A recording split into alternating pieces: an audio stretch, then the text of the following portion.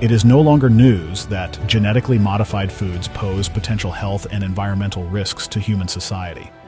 But the big question is how many people are informed about this, and how many are bold enough to stand against this evil agenda. Watch this special documentary and be informed. Many years ago, a group of individuals came together and unanimously submitted that the population of the world must be drastically reduced. In their postulation, they indicated how the burgeoning world population would lead to uneven distribution of natural resources, water, hostile climate conditions and food amongst several other things. So, the travesty to intently reduce the population of the world commenced. Some have championed this cause of population reduction. They feel the problem of the world is population.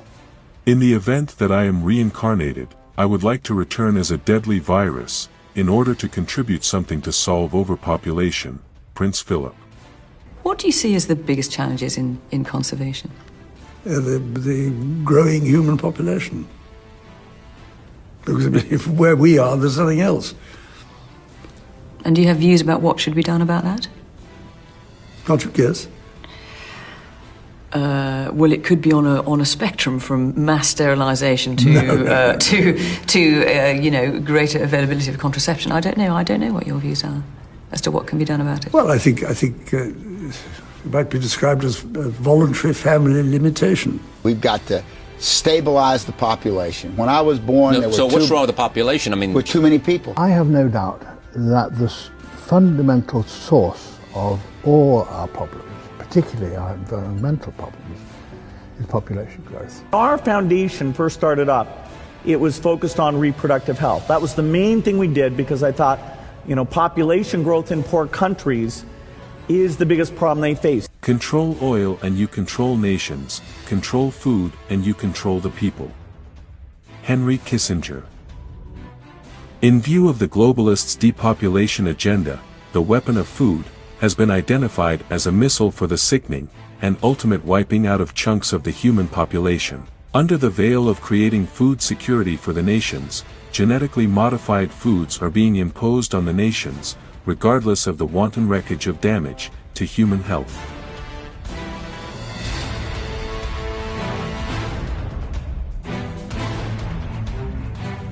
For over a century, genetically engineered foods have flooded the farm fields and distribution chains of nations around the world.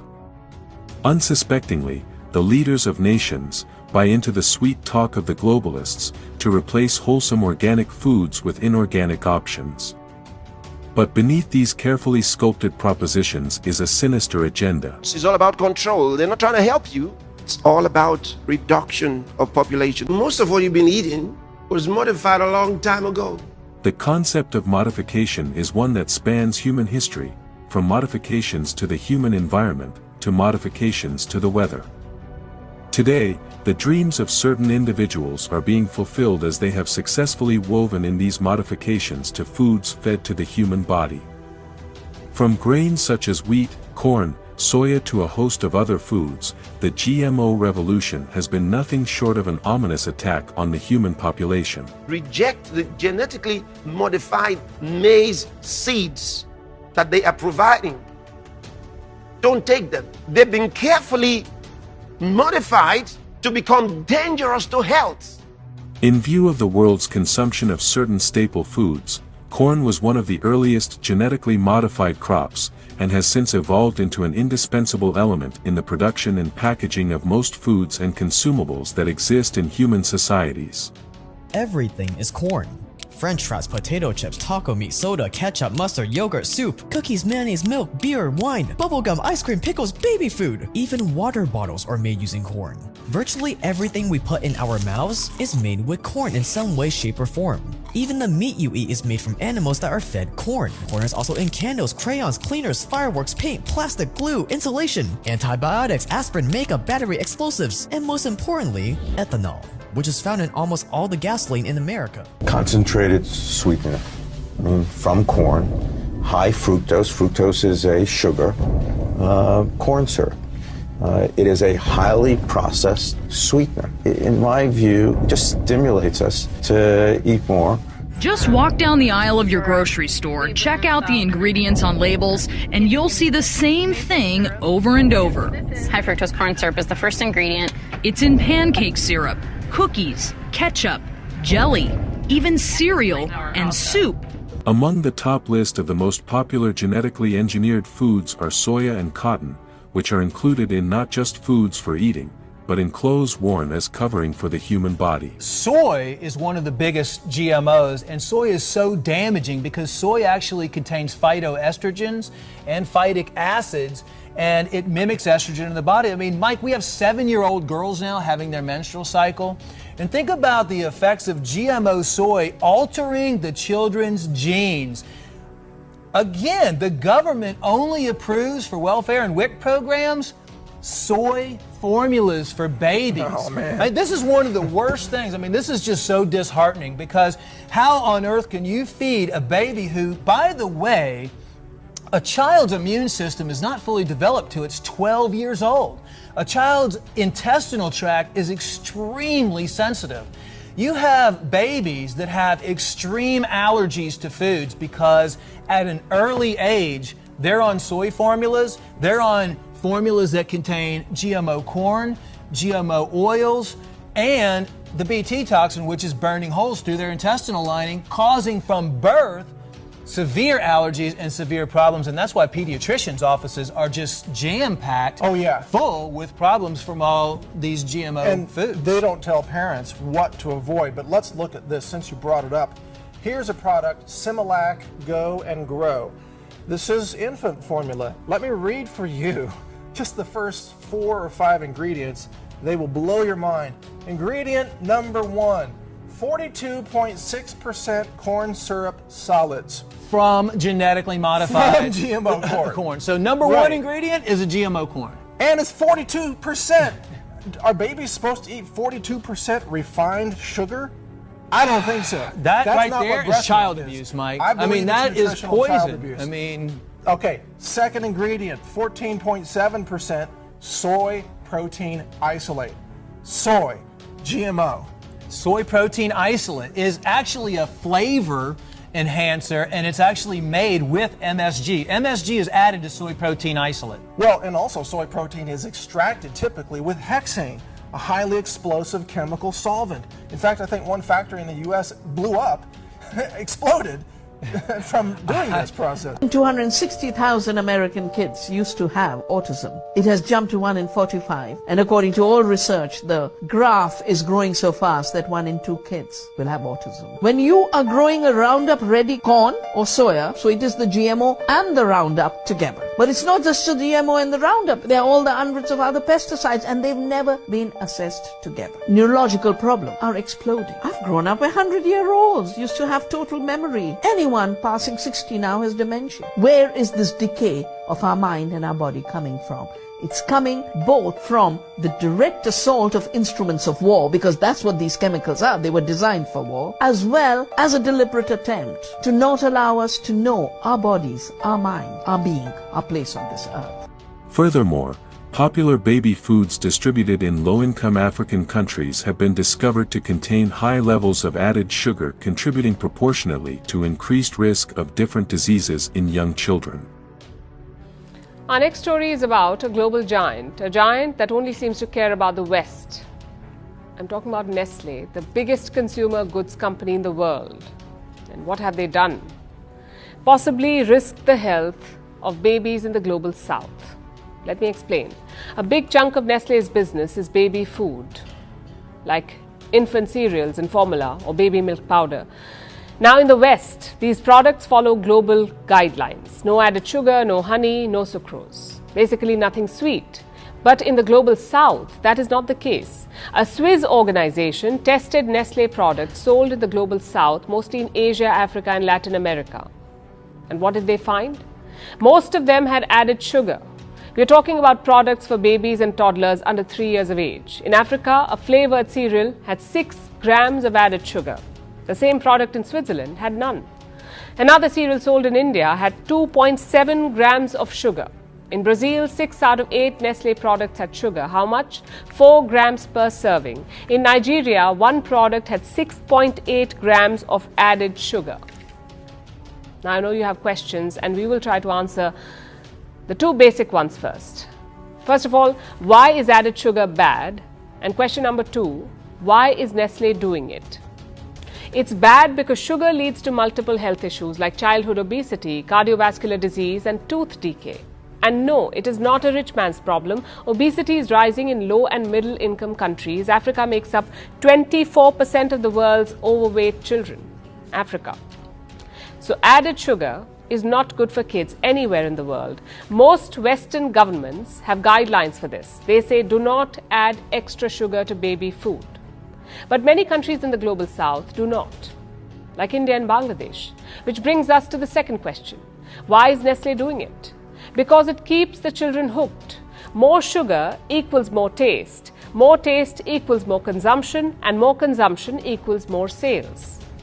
But look at the double standard here.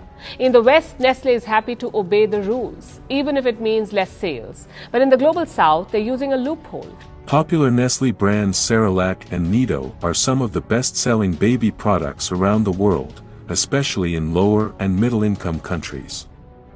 In 2022, these 2 brands alone generated over $2.5 billion in sales. Cerelac's wheat-based cereal for 6-month-old had 6 grams of added sugar in Thailand, 5.2 grams of added sugar in Ethiopia, and 4 grams of added sugar in South Africa. The same product sold in Germany and the UK had 0 added sugar. Nido powdered milk products also had high levels of added sugar in Central America, Bangladesh, Nigeria, and Senegal. Many foods have natural sugars. However, more sugar is often added to manufactured foods for taste, texture, and other reasons. Research on rats has found that added sugars are more addictive than opioids and have similar withdrawal effects. Along with increased risk of obesity and diabetes, added sugars can impact learning and memory, especially in young children. Studies also show too much added sugars can lead to heart disease, high blood pressure, and liver disease.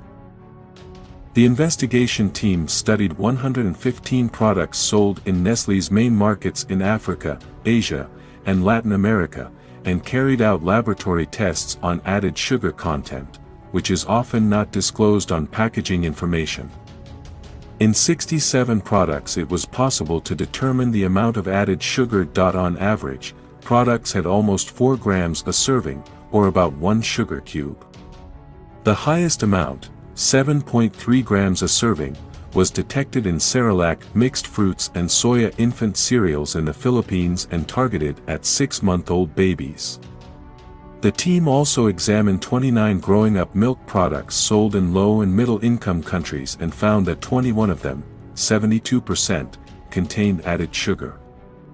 For 10 of these products, the laboratory was able to determine the amount of added sugar. On average, there were almost 2 grams a serving. The maximum value, 5.3 grams a serving, was detected in a product sold in Panama. We're not talking about some reeling startup here. This is Nestle. They own more than 2,000 brands in 180 countries. Their global sales is more than $100 billion. If Nestle can't do it, who can? So governments need to take note. You can't depend on foreign organizations to call out such products. You must strengthen your own regulators. Carry out periodic tests, increase awareness, and enforce global health guidelines, because one thing is clear: you cannot trust multinationals to protect us. Just look at the health sector. You would think that at least medicines would be safe. Well, think again. Around 10% of all medical products in low and middle income countries are substandard. Recently, we've seen substandard syrups. The latest is in Africa. Regulators in 6 countries have recalled a batch of Johnson & Johnson syrup. Labs found it had high levels of toxicity. Have you wondered why these cases only happen in the global south? Yes, weak regulation is a problem, but so is attitude. Multinationals are willing to gamble on lives in the global south. They think they can get away with it. Not every country can splurge millions on inspections and regulations. But those countries also deserve safe products. The South African Health Products Regulatory Authority has recalled 2 batches of Benylin pediatric syrup. The affected products come from batches 329.303 and 329.304. The authority received a report from a Nigerian health regulator after high levels of diethylene glycol were detected in a batch of the syrup. Investigations between SAPRA and Kenvu, formerly known as Johnson & Johnson, found that the affected batches have been distributed to South Africa, Eswatini, Rwanda, Kenya, Tanzania and Nigeria. Members of the public are urged to monitor any symptoms when consuming Benylin. These include headache, abdominal pain, vomiting and diarrhea, which may lead to death. Toxin, Bt Bacillus thuringiensis, is actually a listed pesticide by the US Environmental Protection Agency. It's listed itself as a pesticide. So when you eat Bt corn, you're eating a pesticide.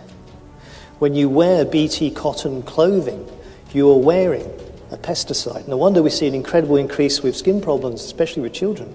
Pepsi and Coca-Cola found themselves in trouble. An Indian study found that both drinks had high traces of pesticide. It was 30 times what was found in the US and European markets. So many Indian states actually banned these sodas. This will tell you why a lot of people, after many years, they lied to you when they told you that when you get to be 50 years old, 55, 60, 68, that you will come up with certain kind of sicknesses. Do you know how they knew? I want to tell you, not because of age. They knew that if you continued taking certain things that they were giving you, if you were taking them over a period of time, at a certain point in your life, by the time you're 40, they know the sickness you will have.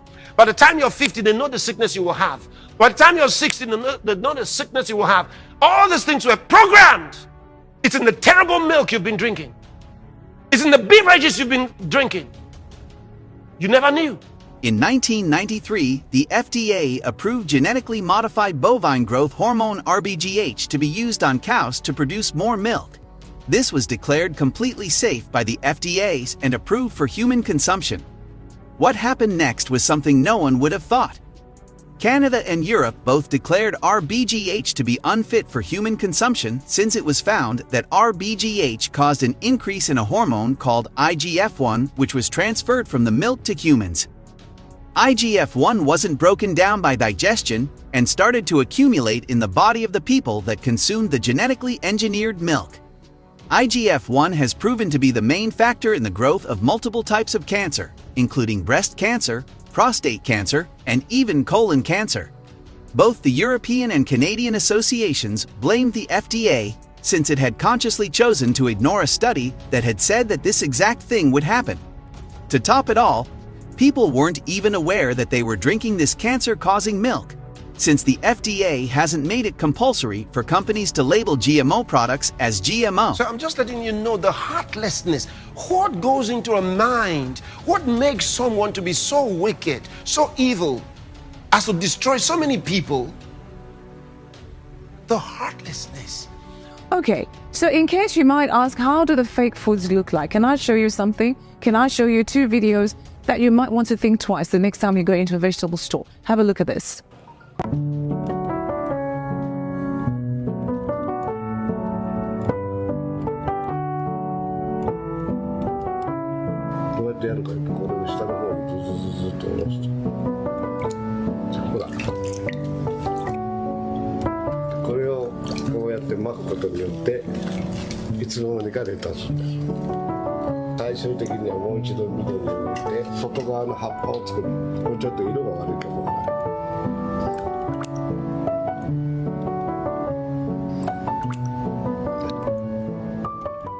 That was fake food, but what happens when fake food gets into the food and vegetable store for consumption? In light of this dangerous move by the adversary and his cronies, to snuff out the life of the earth's inhabitants by poisonous foods, God's people must remain acutely aware and alert, as well as maintain a solid front through continuous bold faith confessions and tireless prayers, to keep the enemy and his evil works in check until the church is taken out of the way. And that is what we are saying.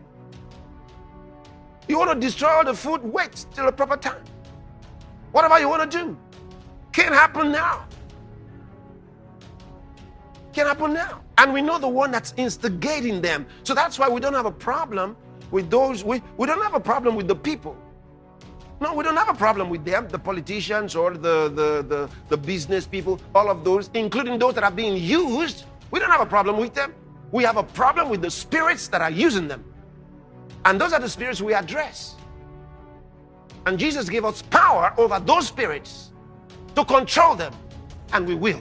Whatever you bind, forbid, declare to be improper and unlawful on earth, shall have already been bound in heaven, and whatever you loose, permit, declare lawful on earth shall have already been loosed in heaven.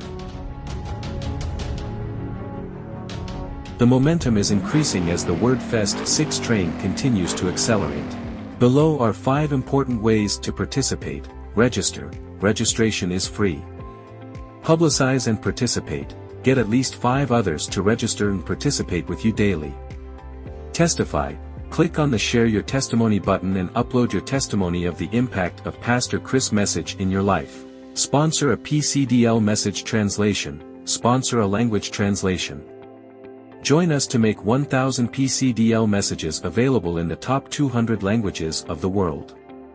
Organize outreaches. Host a daily study outreach and organize one PCDL solutions outreach. Remember to share your insights and inspirations from today's message and documentary on King's Chat using the hashtags #WordFest6, #WordFest2024, #SolutionsEverywhere and #YourZone or Ministry Center, and get ready for more tomorrow.